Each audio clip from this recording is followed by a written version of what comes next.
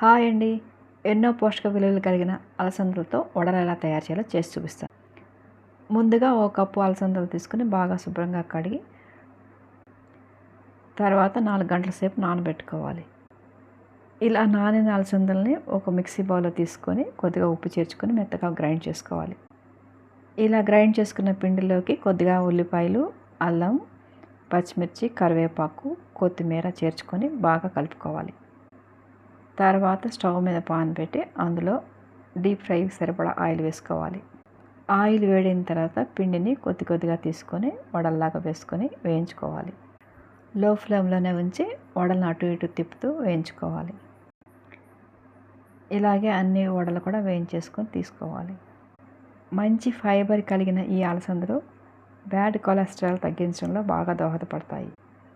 ఇంకెందుకు ఆలస్యం, మీరు కూడా ఒకసారి ట్రై చేయండి. చాలా